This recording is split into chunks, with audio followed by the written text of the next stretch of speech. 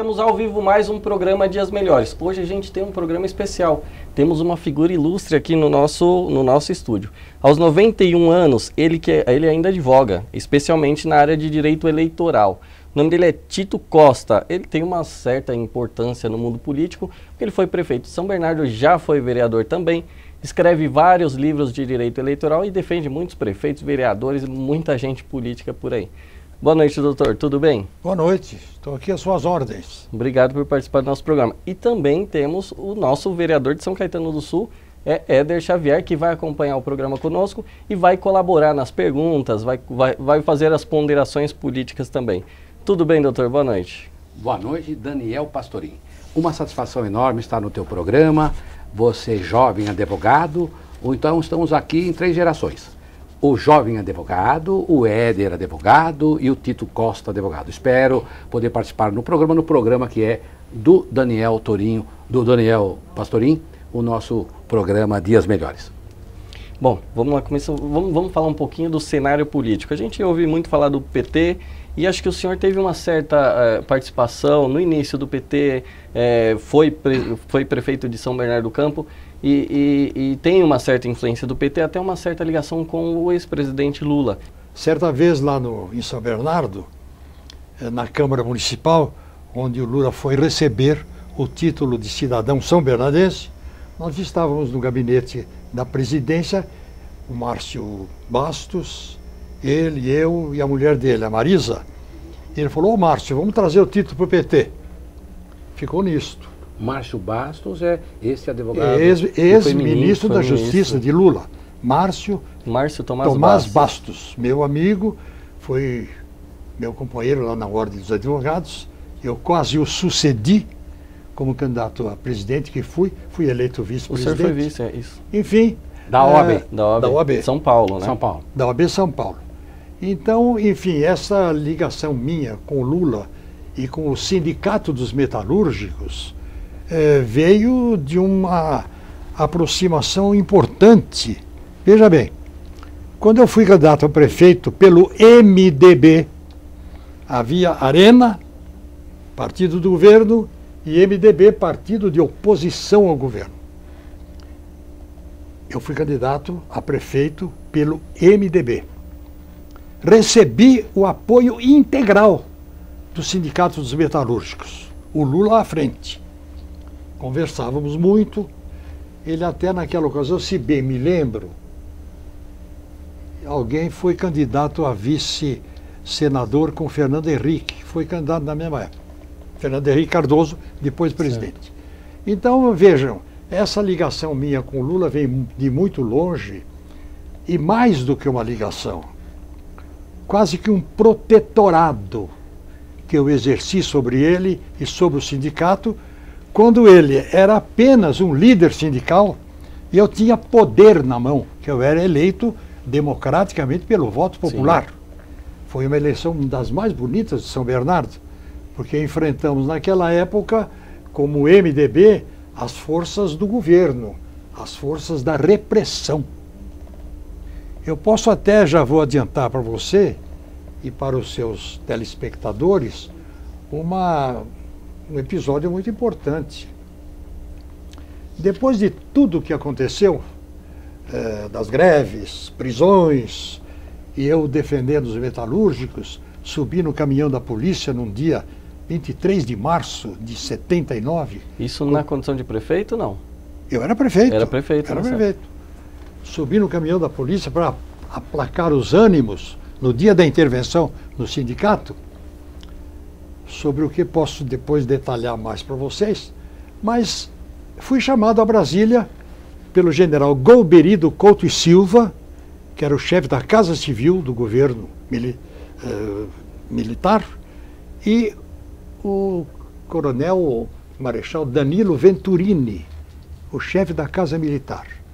Nós tivemos um encontro, doutor Éder, nós tivemos um encontro a sós, nós 3. Os 2 já morreram.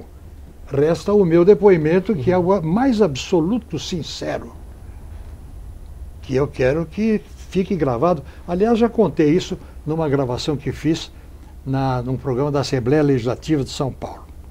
Importante.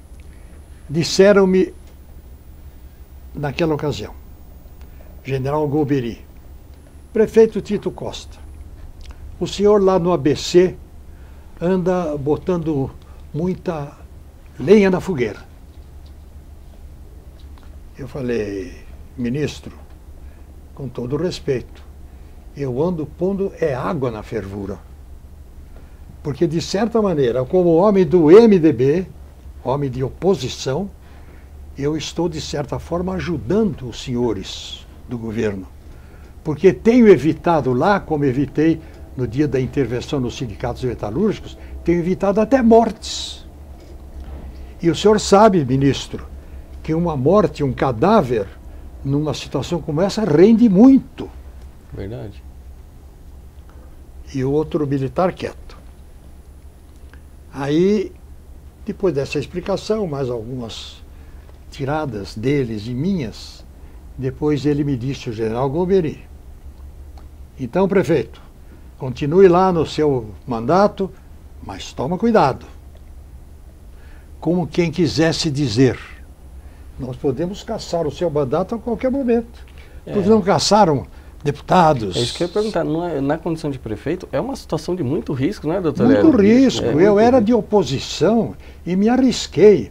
Olha, no dia 23 de março de 1979, o dia da intervenção nos sindicatos metalúrgicos pelo ministro Murilo Macedo, ministro do Trabalho, na véspera, no meu gabinete de prefeito, recebo um telefonema do Lula, que era presidente do sindicato, dizendo o seguinte, prefeito, nós temos aqui muito material estocado no sindicato, material alimento, sacos de arroz, de feijão, e precisamos de ir até aqui. Ele já tinha recebido algum sinal.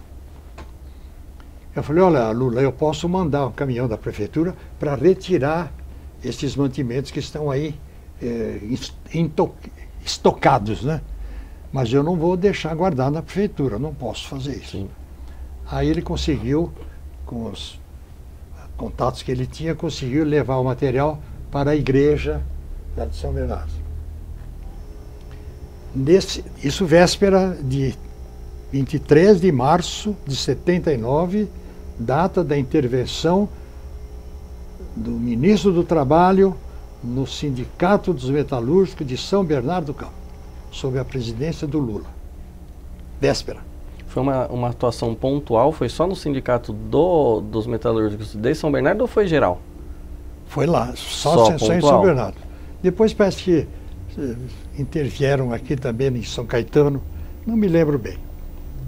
Muito bom.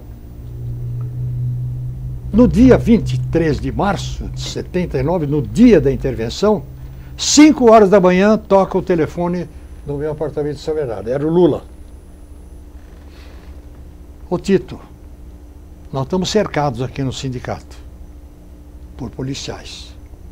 E ficou a noite toda com ele. Militares, policiais militares, acho. Policiais militares. Tanques, cachorro. Isso, do exército, alguma coisa assim, que era o que eu usava na época. Naquela noite, da véspera para o dia 23, o Lula passou a noite toda no sindicato em companhia do deputado... Como é que eu vou lembrar o nome dele? Lembro o nome dele. O famoso deputado que escreveu o livro sobre a ilha do Fidel Castro. Meu amigo Fernando Moraes, que é um grande companheiro.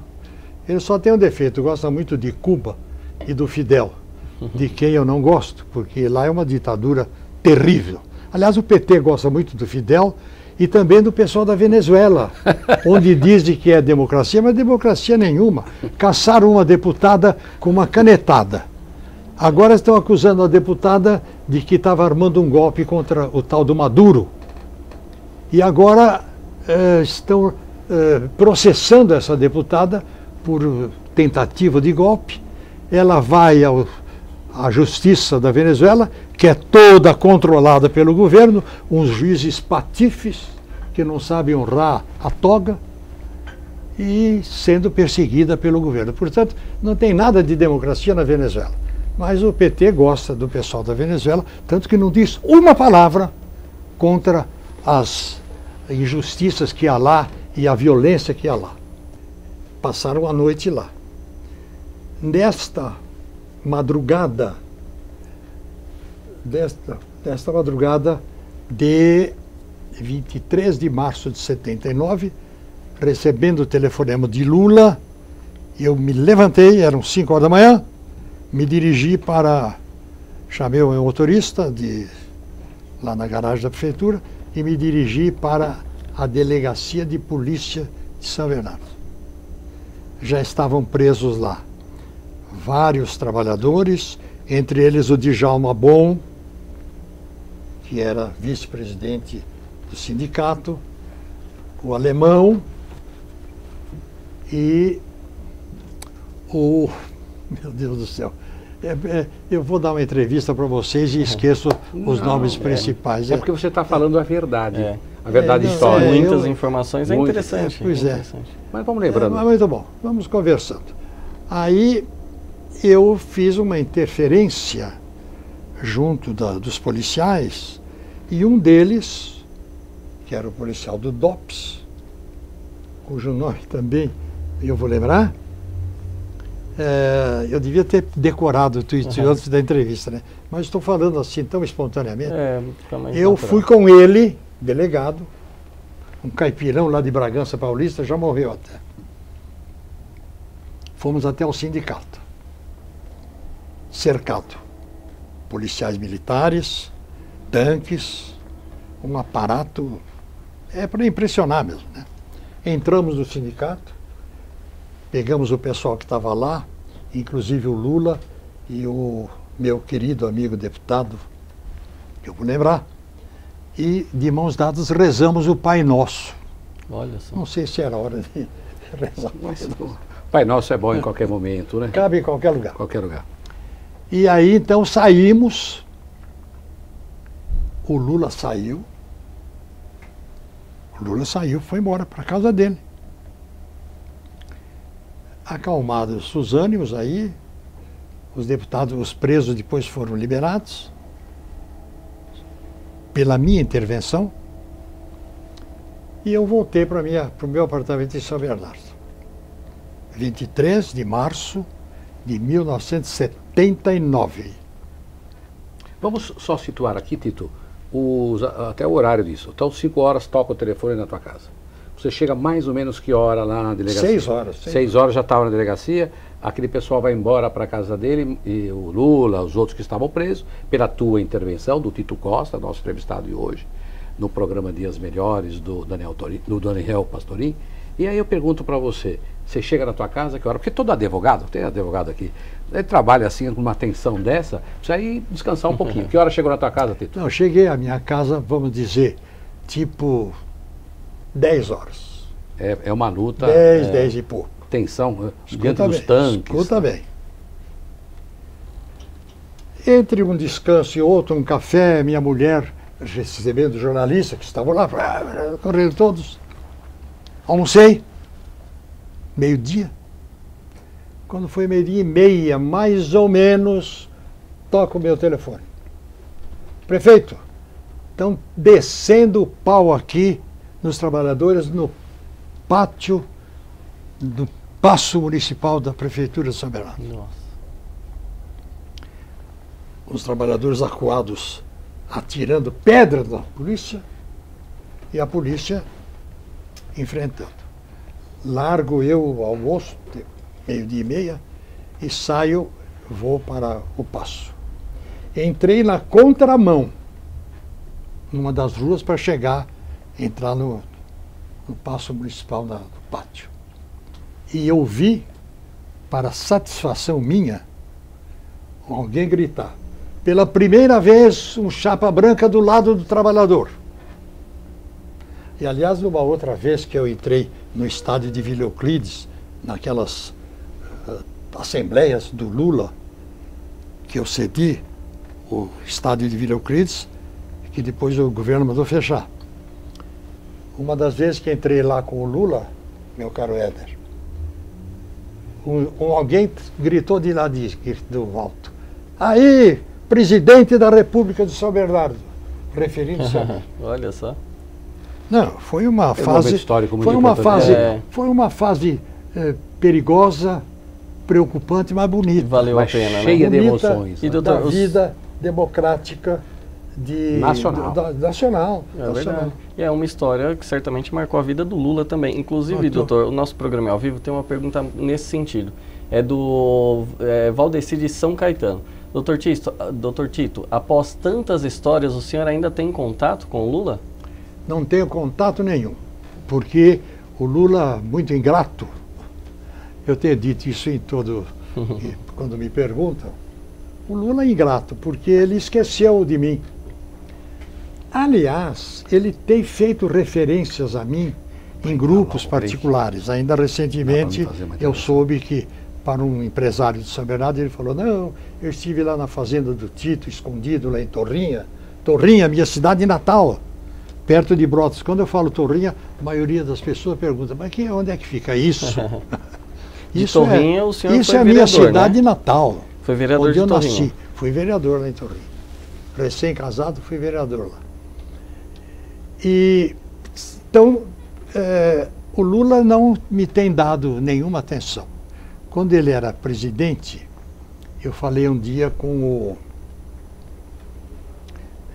Puxa, vocês vão falar esse velho, tá gagá mesmo, não lembro mais de nome de ninguém. São muitos, O né? Gilberto Camargo, que é o secretário dele lá, o secretário da presidente Dilma. O lá. Gilberto Carvalho Gilberto é o Carvalho. ministro da Casa Civil, Gilberto da Dilma. Gilberto Carvalho, que foi aqui da prefeitura de Santo André, nosso vizinho aqui. Eu falei um dia, Gilberto, fala pro Lula me convidar um dia aí para bater o papo, tomar um cafezinho no palácio, né? Mas não chegou esse dia, mas não tem importância. Mas, Daniel, A gente vai Tito. se cruzar por aí. Claro, e se você me permite, Daniel, toda. uma coisa muito importante.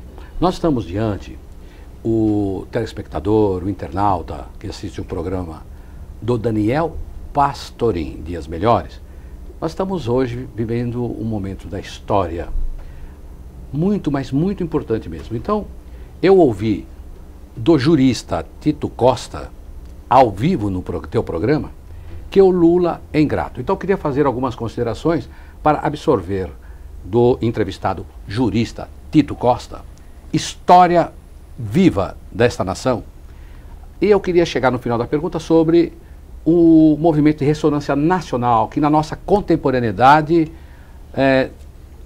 a princípio parece que materializou, a princípio, o aspecto democrático que está no espírito, inserida por letra, no espírito, entendo eu, no espírito da Constituição de 88, a Constituição Cidadã, proclamada por aquele nosso querido deputado federal.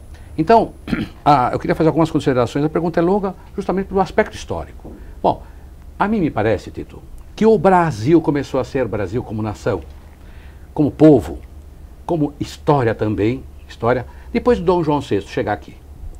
São só 200 anos, 1808, parece que é isso, a produção veio aí, chegou aqui Então, fugindo lá do Napoleão e tudo mais. Bom, portos.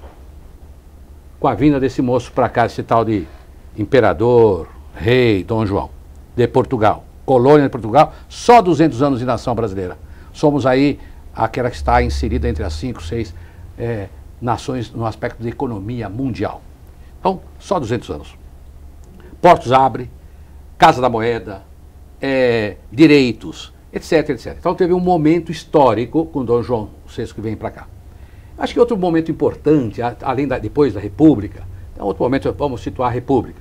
Outro momento importante, Getúlio Vargas, quer dizer, abrindo, tanto no Estado Novo, no primeiro trabalho, 15 anos de Getúlio e assim por diante.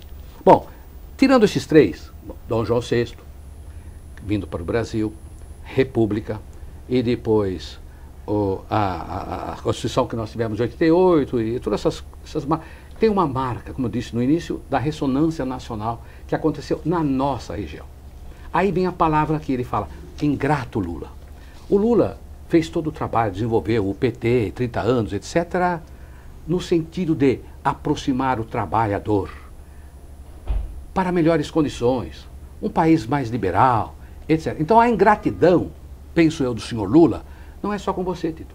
Penso que é com a nação brasileira, pelo histórico de ressonância nacional que aconteceu no ABC e que até hoje, depois de 8 anos, tantos anos de PT tendo mando e poder, as coisas não se concretizaram. Então, Tito, a experiência sua histórica, esses movimentos, essas considerações, tudo que eu fiz, será que o Lula, além de ser ingrato, qual é o seu ponto de vista? Com a sua pessoa, que o ajudou em momentos tão difíceis, ele também não é ingrato com o trabalhador, que representa 80%, 90% dos votos, que todos somos trabalhadores, 100%, mas aí aquele trabalhador específico, que ele lutou tanto para defender na igualdade, etc. Será que ele não é ingrato, o Lula? O sistema PT, portanto a dona Dilma, será que não é ingrato também com a nação, com o povo brasileiro que deu alicerce como você deu para ele, Tito? Deixa eu falar. Quando surgiu o PT, eu não me filiei ao PT, mas me entusiasmei pelo PT. Achei que ele vinha para fazer uma revolução na vida política brasileira. Trazia, quando houve as greves, eu dizia sempre, eles estão lutando por um novo sindicalismo. E também, depois, paralelamente, o PT lutando pelo poder, para implantar um tipo de governo que fosse bem popular, que fosse bem democrático. Transparente. Nada disso aconteceu. Na semana retrasada, num programa de televisão, a atriz Irene Ravache, minha amiga, viajamos juntos até uma vez, ela, o marido dela, eu, minha mulher, ela fez o seguinte depoimento: eu me sinto traída pelo PT. Porque é interessante, viu, Ed? Quando surgiu o PT e surgiram as greves, São Bernardo era visitado por intelectuais, por artistas. Eu estive com a Elis Regina mais de uma vez. Todos lá iam dar apoio ao Lula, ao movimento dele. Então ele entusiasmou a intelectualidade e os trabalhadores. E nós, da classe média. Resultado: a atriz Irene Ravache, certamente interpretando um sentimento de muitos da classe dos artistas, falou no programa Roda Viva, lá na TV de São Paulo, na TV de Cultura, há 2 semanas atrás. Eu me sinto traída pelo PT. E nós, brasileiros, que confiamos no programa do PT, também nos sentimos traídos pelos rumos que o PT tomou. O rumo da ladroagem. É terrível a gente ter que constatar isto. Espocam a cada hora, cada dia, sinais de que houve lá um desvio. Eu já nem falo da Petrobras, esse escândalo monstruoso. Monteiro Lobato foi preso porque defendia o petróleo no Brasil. Depois veio a Petrobras e agora está avacalhada pela direção que o PT lhe impôs. De modo que, meu caro Ed, é difícil a gente ter força para continuar acreditando, neste momento, em alguma coisa. A política anda um pouco desacreditada, né, doutor? Doutor, a gente vai a um rápido intervalo, que a produção está chamando aqui, e acho que um ponto interessante que o doutor Éder tocou, dizendo da Constituinte, da Constituição Federal e tal, que é a Constituição Cidadã, sim, é assim que foi denominada. Pelo Ulisses Guimarães. Exatamente. Deputado. E o doutor Tito, pelas informações que a produção me passou, o doutor também participou, foi deputado federal constituinte. Fui a então a gente vai ao rápido intervalo e daqui a pouco vai tocar nesse assunto. Bom, o programa Dias Melhores, vamos a um rápido intervalo.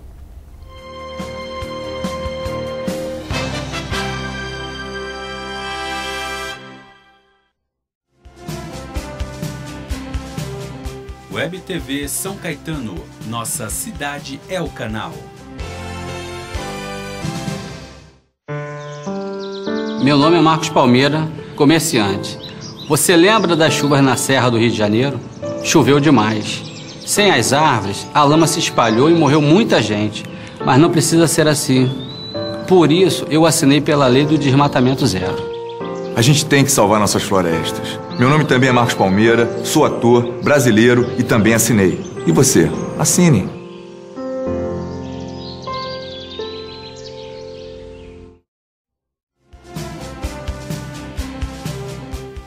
WebTV São Caetano, nossa cidade é o canal.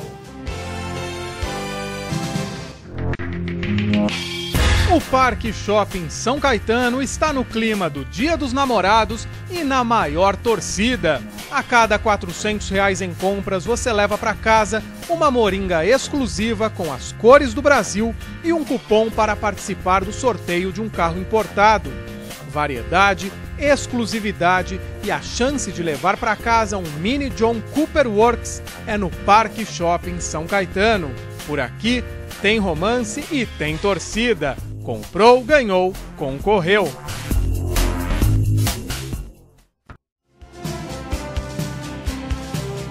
WebTV São Caetano, nossa cidade é o canal.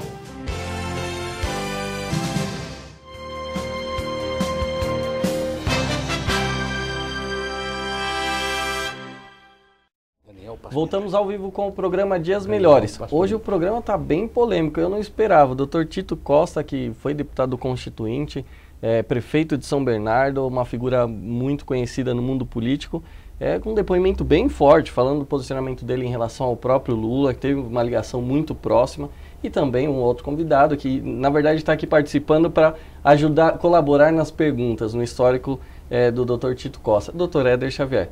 Doutor, fala um pouquinho da Constituinte. Assembleia Nacional Constituinte. Eu fui deputado constituinte, participei, eu fiz parte da Comissão de Constituição e Justiça, que era presidida pelo deputado Nelson Jobim, com quem eu estive recentemente lá em Brasília, recebendo um diploma de 25 anos da Constituição, né? 25 anos? Da Constituição de 88, 25 anos. A Constituição Cidadã, depois de tanta luta, de tanta perseguição, de tantos desmandos do governo militar, nós tivemos, em 1988, a nossa Constituição, que depois tem sido remendada e até, de certa forma, com justeza, atendendo, porque o que é a Constituição? A Constituição é uma regra de vida para um país. Você vai fazer um clube de futebol, você faz o estatuto do clube.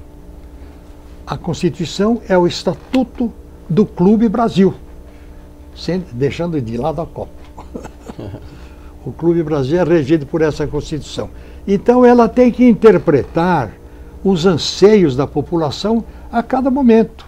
Então vão surgindo essas emendas durante a Constituição. Muita gente critica, que é muito remendada, mas é necessário atualizar. Evolução, né, doutor? Fala-se, por exemplo, que a Constituição dos Estados Unidos, que tem 13 artigos, desde 1200 anos atrás.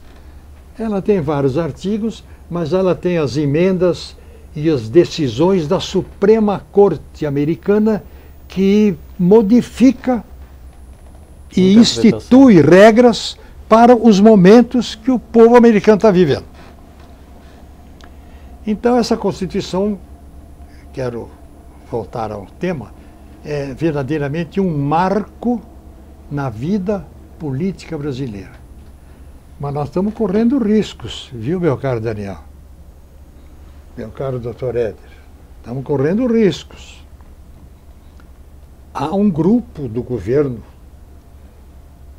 e tem aquele nosso Franklin Martins, que foi ministro de comunicação do governo do Lula, ele arquitetou uma lei para abafar os meios de comunicação. A imprensa, televisão. Não é censura não, mas nós temos que disciplinar.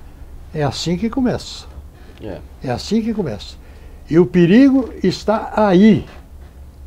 Como cidadão brasileiro, como ex-deputado, como prefeito de São Bernardo, eleito democraticamente. E jurista. Eu tenho medo do PT.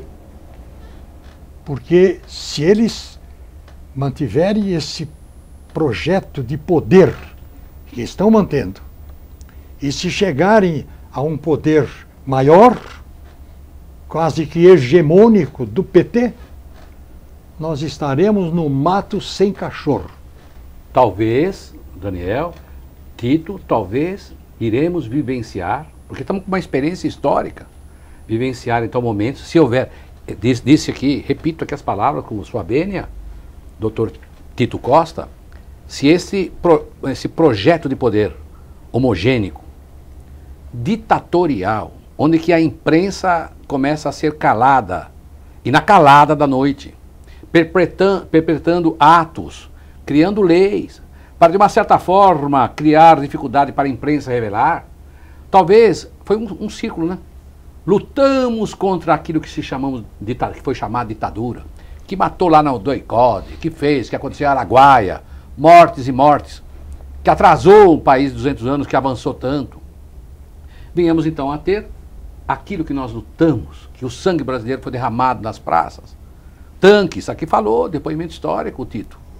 Se esse projeto hegemônico do PT se materializar, é como se fosse um circo. Começou de um jeito, volta no mesmo lugar. Nós vamos para uma nova ditadura. Vamos para uma nova ditadura. Falo isto para quem queira ouvir, com a responsabilidade de cidadão brasileiro de 90 anos, que já exerceu vários cargos públicos. Hoje eu estou afastado da vida política, estou só advogando. Falo com toda a sinceridade e com todo o medo de haver um processo de evolução no poder do PT, e aí nós teremos retrocesso social, teremos vários cerceamentos das nossas liberdades. Doutores, o programa é ao vivo, infelizmente, até aviso ao público internauta, infelizmente a gente não vai conseguir ler todas as perguntas, porque o assunto é muito amplo e desperta interesse de muita gente. Mas algumas, doutor, a gente vai puxando aqui para o senhor, tá? É uma pergunta também, precisaria, para nós tirar o máximo dele, responder as perguntas assim, ao vivo, o programa, o mais breve possível, né? Porque realmente a gente precisava tirar são muitas perguntas. Nossa, é um programa... Infelizmente a gente não tem tempo para responder todas, mas tem uma pergunta aqui do José Maria de São Bernardo, doutor. Acho que São Bernardo está em peso aqui acompanhando o programa. Olá, doutor Tito, o senhor acompanhou de perto o movimento operário do ABC. Hoje eu diria que entramos numa crise industrial no ABC e no Brasil? Essa crise parece que é uma crise econômica, moral, social, deve ser uma pergunta bem ampla. Não, mas essa crise está à nossa vista. As empresas, de um modo geral, no Brasil inteiro, estão se encolhendo, estão temerosas de novos investimentos. Isto os